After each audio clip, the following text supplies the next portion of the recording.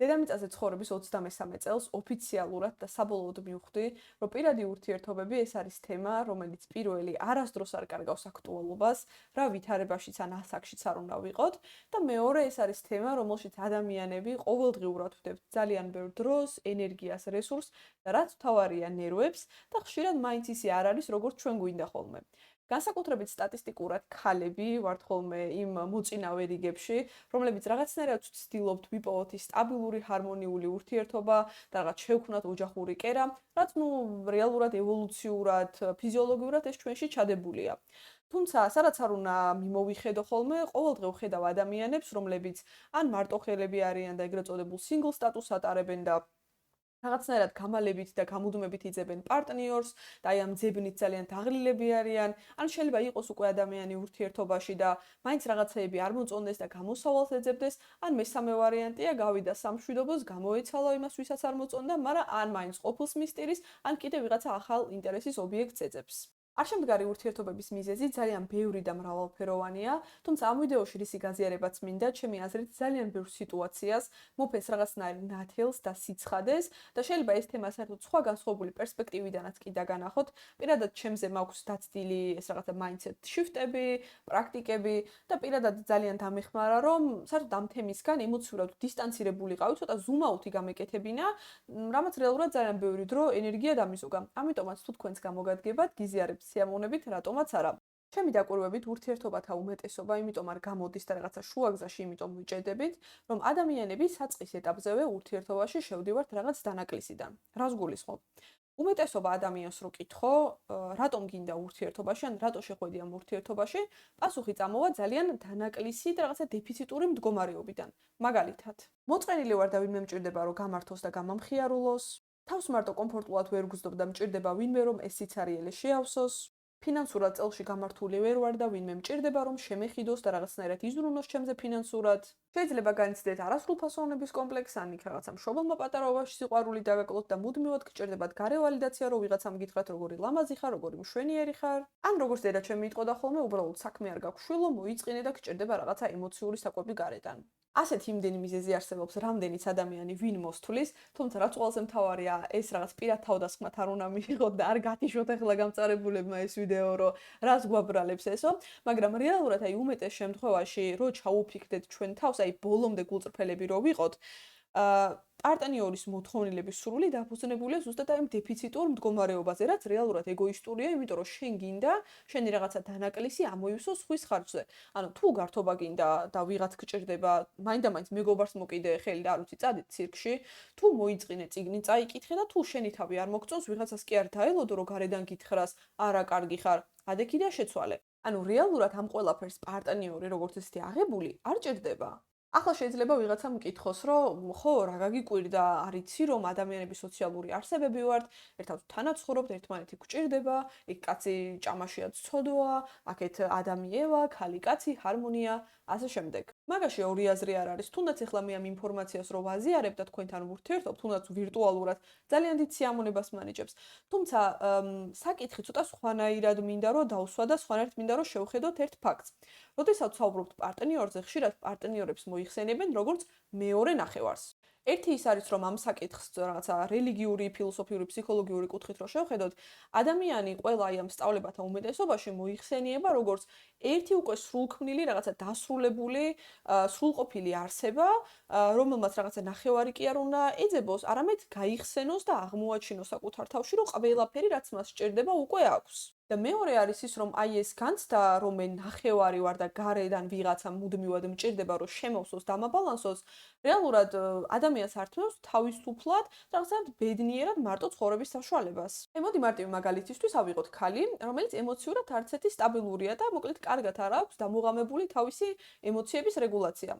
ესეთი ადამიანი, რომელსაც დანაკლისი აქვს აი ამ რაღაც სტაბილურობის და ერთადგილას დამიწების, ეძებს ავტომატურად პარტნიორს აი ამ რაღაცა მეორე ნახევრის პრინციპით, რომ დააბალანსოს, რომელიც იქნება რაღაცა ქვა, კლდე, რკინა, ამ ქალის ისტერიკებს აიტანს, დაამშვიდებს და დაეხმარება ემოციურ რეგულაციაში. რეალურად ის კი არ არის ცუდი, რომ პარტნიორი მართლა რაღაცნაირად გვეხმარება და ქალს შეუძლია, რომ თავისი სენსიტიური მხარე გამოავლინოს. არა, ჩემი აზრით სიტუაცია უკვე იქ იქმნება ტოქსიკური და პრობლემური, როდესაც აი ამ ქალს, აი ამ კაცის გარეშე ცხოვრება არ შეუძლია, იმიტომ რომ რამდენი ისტერიკას მოაწყობს, ამ კაცის დამშვიდება ჭირდება და ერთხელაც რო ამოვა ამ კაც ხელში და წავა, მერე იტყვის ეს ქალი მიმატოვაო. არ მიატოვა, უბრალოდ ანუ არავის მოვალეობა არ არის, რომ შენ რაღაცნაირად შეგავსოს და დაგაბალანსოს. ეს არის უბრალოდ მისი კეთილი ნება, რომ შენზე ემოციურად იზრუნოს. ამიტომ ამბობ, რომ თუ ადამიანს აი სენსიტიური და მეორე აქეთ ამ ხარ რაღაცა სტაბილური მხარე ერთმანეთში გაერთიანებული, დასინქრონიზებული და დაბალანსებული არ აქვს, მუდმივად იქნება სხვისი ძიების პროცესი. ან მაგალითად, რამდენი ქალია, რომ საკუთარ რაღაცა ფინანსური საბაზისო მინიმუმი არ აქვს დაკმაყოფილებული და იმიტომ რომ გადარჩეს, ვიღაცა მოკლედ კაცი გამოჩნდება, რომელიც ეუბნება, რომ იცი რამე შენ გუზრუნველყოფ ფინანსურად და მოდი რაღაცა ამის ერთად ვიყოთ. ეს შეიძლება პირდაპირ განცხადებული არ იყოს, მაგრამ ქვეტექსტი ძირითადად ეს არის ხოლმე. და მე ეს კაცი აღმოჩნდება, არ ვიცი, პათოლოგი, ლოთი, манипуляტორი, ნარცისი, ყველა მთელი ბუკეტი და ქალი ვერ ტოვებს ამ ურთიერთობას, იმიტომ რომ რაღაცით აი ამ ნახევრის დანაკლისით არის ამ კაცზე მიჯაჭვული. ეს ცალსახად არ უნდა გავიგოთ ისე, როგორც ტოქსიკური ფემინიზმი მოგვიწოდებს, რომ აი კაცები არ გვჭირდება და ჩვენ თვითონ ვიშოვით ფულს, ჩვენ დავარეგულირებთ ჩვენ ემოციებს.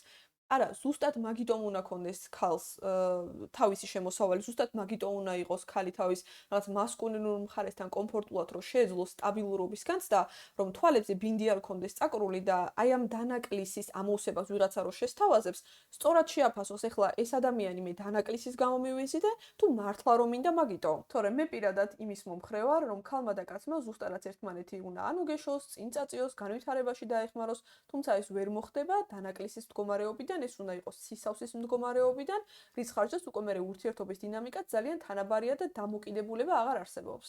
შეიძლება ახლა ვინმე ამ ვიდეოს უყურებს და ფიქრობს, რომ არა, მე ყველაფერი დაკმაყოფილებული მაქვს ჩემ თავში, მაგრამ აი ეს კონკრეტული პიროვნება იმიტომ მომწონს, რომ რაღაცა მისი ხასიათი მაკმაყოფილებს, ან ცხოვრების სტილი მომწონს, ასე შემდეგ.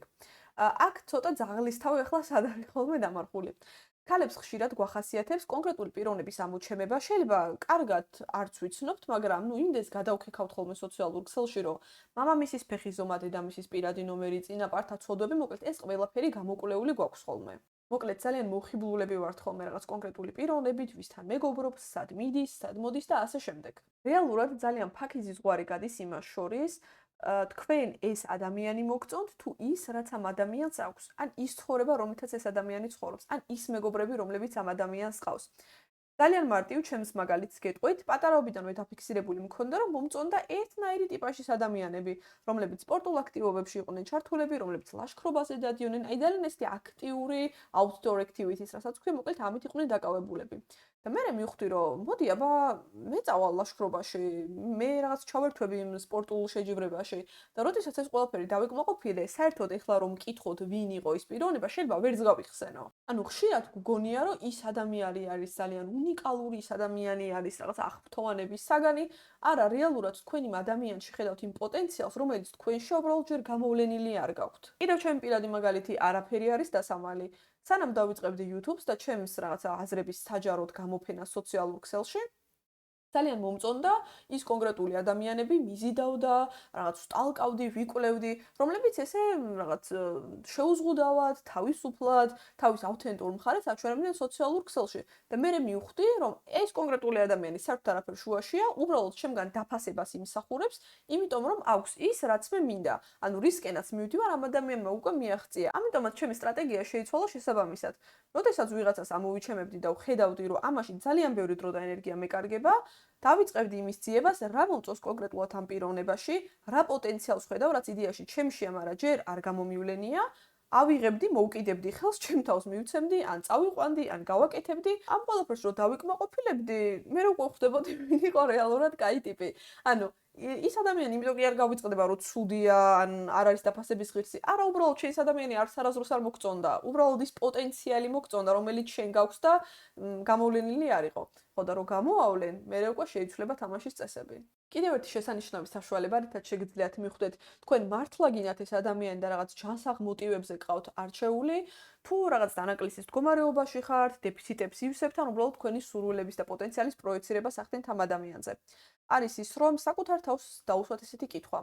მე რომ მქონდეს ჩემი ოცნების ცხოვრება, გამოვიყურებოდა ისე როგორც მინდა, ვიყო კარიერის ამის მწვერვალზე, მოგზაურობდა წელიწადში 5 ჯერ კუნძულებზე აქა-იქ.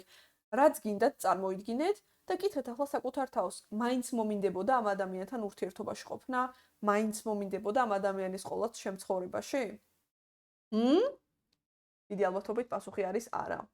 და ეს საერთოდაც არ მიყვარს, იმიტომ რომ ხშირად ადამიანები, მით უმეტეს ქალები ვიპატარავებთ ხოლმე თავს, რომ მოვერგოთ ვიღაცის სტანდარტებს, იქ ვიღაცას გული არ ეტკინოს. ამიტომაც ვამბობ, რომ ადამიანი, როდესაც დაიკმაყოფილებს ყველა თავის სურვილს, მოთხოვნილებას და გაიხსენებს და მიხვდება, რომ სრულიარი თვითმყოფადია და არ ჭირდება გარედან არავინ, რომ რაღაცა დაუმატოს ან თავი კარგად აგრძნობინოს, მაშინ ავირჩევთ უფრო რაღაცა დიდი ალბათობით იმ ჭეშმარიტ ჯანსაღ პარტნიორს, რომელსაც მართლა რაღაცა როლი აქვს უკვე ჩვენ ცხოვრებაში.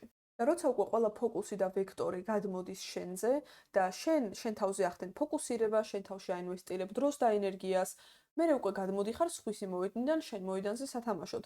როგორი გასვეთილი ფრაზაა თითქოს focus on yourself, მაგრამ ამაზე დიდი ჭეშმარიტება მე არ გამიგია, იმიტომ რომ თუ მე ვიმუშავე ჩემს რაღაც პატარა ბავშვის და შინაგანი ბავშვის განკურნებაზე, აქეთ ჩრდილი შემოვიერთე, ვიცი ჩემი კარგი მხარე, ცუდი მხარე და ყველაფერი ის, რაც მე მინდოდა მივეცი ჩემ თავს, უკვე სხვის ვალიდაციაზე აღარ ვარ დამოკიდებული და თქვენ ვერ წარმოიდგენთ, რამხელა თავისუფლება, როცა შოშიასავით პირდაღებული არ ელოდები სხვას, რომ გადმოგიგდოს რაღაცა ემოციური საკვები, თუნდაც გითხრას რა კარგი ხარ, რა მშვენიერი ხარ, იმიტომ რომ შენ თავის სავსებ და სრულყოფილად იგრძნო. მეორე არის, რომ როდესაც უკვე მე ამდენი ენერგია, დრო და რაღაცა ინვესტიცია მაქვს ჩემ თავში ჩადებული, იცი რა, აღარ მინდა რომ ვიღაცა რენდომ პიროვნებას ესეთი პირდაპირი წვდომა ქონდეს და მე ვიღაცა არანორმალური აღმოჩნდეს და ეს დაალაგებული ნერვული სისტემა რაც მაქვს ამირიოს. ამიტომ არის რომ შენ თავს უნდა მისცე ყველაფერი რაც გინდა, რასაც იმსახურებ და შენვე განსაზღვრო რა არის შენი ღირებულება. რო ამბობენ ხოლმე აი ძალიან კლიშე მაგალითია, ქალმა თავის ფასი უნდა იცოდეს. კი, ზუსტად მაგიტო უნდა იცოდეს ფასი, რომ აი როგორც დიორი არ უკეთებს, ან რა ვიცი, შანელი, ცოტა ესეთი მაღალი დონის ბრენდები, ვიღაცა რიგით მომხმარებელს ფასდაკლებას და გამონაკლის, ზუსტად ეგრე რო აღარ გააკეთო გამონაკლისი და მართლა მიიზიდო ის, ვინ შენი ღირსია. შესაბამისად, მე უკვე ყველა მიცის თავისი ადგილი, ყველა მიცის ვინ რას იმსახურებს. განსაკუთრებით კაცებმა ძალიან კარგად იციან, სად ჩაუვათ ფეხი და სად არ ჩაუვათ. თავის მანქანებს რო დაფოფინებენ და ძალიან უყვართ. რატო უყვართ თავისი მანქანები? იმიტომ რომ ენერგია და ინვესტიცია აქვთ იმას ჩადებული, ანუ იციან აი ამ მანქანის ღირებულება. და არა საჭირო ადამიანი სპირიტუალი იყოს, რომ მიხვდეს ენერგეტიკის კანონებს და იქ ვიღაცას ენერგეტიკულ რეზონანსში ხვდება თუ არა. უკვე ის ადამიანები ავტომატურად გაიფილტრებიან თქვენი ცხოვრებიდან, რომლებიც არ არიან, ასე ვთქვათ, თქვენს სიხშირეზე დამჯდარი და თქვენ რო გადაინაცვლებთ ცოტა სხვა ლეველზე, იმიტომ რომ თქვენ ამისთვის იმუშავეთ და თქვენ ეს დაიმსახურეთ, всё, მე უკვე შესაბამისი კანდიდატები შემოსისინდებიან. და მართლა უკვე შენ რო აი შენი ცხოვრების და შენი თავის sugar daddy იქნები და აი საერთოდ ყველა სურვილს შეუსრულებ შენ თავს და ვინმე რო აწენინებს ეგრევე შეიფარებ თავზე ხელს გადაусმევ და აი იზრუნებ რასაც ქვია შენ თავზე მე ჩდება ცოტა სხვანაირი კითხვა, რომ ანუ საერთოდ რა თმინდა პარტნიორი, ეგ მომენტიც არსებობს. ოღონდ კიდევ ერთხელ ვამბობ, არა რაღაცა ტოქსიკური ფემინიზმის მოტივებიდან. ანუ მართლა რეალურად აი რაღაც გაკვირვებულ მდგომარეობაში ეკითხები თავს, რომ ანუ სად არის საერთოდ პარტნიორის მოთხოვნილება. ნუ მე უკვე ხდება ობიექტური, რეალური და ჯანსაღი განსაზღვრა და თქვენ თვითონ გადაწყვეტეთ, მე უკვე რისთვის გჭირდებათ პარტნიორი. ძალიან ხშირად მსმენია ხოლმე ქალებისგან, რომ ამბობენ, აი მაქვს იმდენი სიყვარული, იმდენი დადებითი ემოცია, მინდა ვიღაცაში გადავიტანო, ვიღაცაზე ვიზრუნო, ასე შემდეგ. რეალურად თქვენ ეს აგინდათ, თქვენ რეალურად გჭირდებათ ყველაზე მეტად თქვენ თავში აი ამ ყველა დადებითი ემოციის მოხმარება. რატო გაგვაქვს ხოლმე ქალებს ეს ყველა დადებითი ენერგია გარეთ არ ვიცი, მაგრამ რეალურად ძალიან საჭირო რაღაცაა, იმიტომ რომ თუ შენი თავი გიყვარს 100 ბალიანი შკალიდან 20%-ით, გამოჩნდება ვიღაცა, ვინც 25-30% შემოგთავაზებს და შენ ჩათვლი რომ ეს საკმარისია, იმიტომ რომ მინიმუმ შენზე მეც გსთავაზობს. რატო რეალურად როცა შეიძლება რომ 100 გქონდეს, ხო? რატო უნდა დაჯერდე იმ 20%-ს? რეალურად ეს ტევადობაზეც არის, ანუ რას გგონია რომ იმსახურებ რეალურად ადამიანი. აი რამდენჯერ ყოფილა რომ კომპლიმენტი უთქვამთ, მაგრამ რაღაცა ვერ შეგიშნოებიათ, ან რაღაცა თანხას გაძლევენ, ან რაღაცა საჩუქარს და ვერ იღებთ. იმიტომ რომ თქვენ ცნობიერულად სადღაც რომელიღაც პროგრამა გეუბნებათ, რომ თქვენ ამის ღირსი არ ხართ. და ჩემთვის ძალიან დიდი შოკი აღმოჩნდა, რომ თურმე სიყვარულის ენერგია ესე მარტივად ყველას არ ერგება. და სულ რომ 100% შემოგთავაზოს სხვა ვიღაცამ, ეგეც არ იქნება თქვენთვის საკმარისი, იმიტომ რომ შინაგანად არ გაქვთ განცდა, რომ თქვენ ამას იმსახურებთ და შეიძლება იმ ადამიანის 100% რაც ჩადო თქვენში და მოინდომა, საერთოდ როგორც 10 ისე აღიქვათ. მოკლედ ეს საკითხი ძალიან კომპლექსურია, თუმცა ძალიან საინტერესო. მე მიყვარს ამ თემებზე საუბარი. მიხვდებოდით, წინ ერთი ვიდეოც მაქვს ურთიერთობებზე ჩაწერილი და მაღლაც, დაბლაც დავლინკავ, შეგიძლიათ ნახოთ. იუმორისტულ ჟანრში არის ჩაწერილი და ვფიქრობ, სახალისო მოსასმენი იქნება. რაც შეეხება უშუალოდ ურთიერთობებს, ვფიქრობ, რომ ძალიან კარგი საშუალებაა, რაც არის სარკე არის. ეგეთი სარკე არაფერი არ არის, მე თუ მკითხავთ. დაგანახებ შენ რეალურ მეს, რა გათრიგერებს, რა გიხარია, რა გიჭირს, სად გწყის.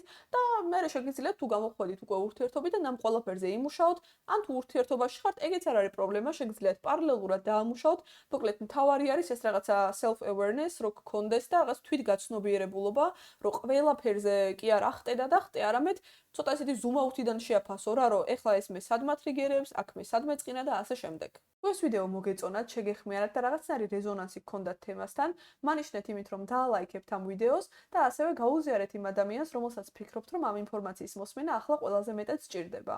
თუ გაქვთ მსგავსი ან განსხვავებული შეხედულება ამ თემასთან დაკავშირებით, ან გაჩნდა რაღაცნაირი კითხვები, ან უბრალოდ გინდათ თქვენი ისტორიის გაზიარება, შეგიძლიათ დაგვიტოვოთ კომენტარებში, აუცილებლად წავიკითხავ. ახლა კი გემშვიდობებით, შემდეგ ვიდეომდე ნახვამდის.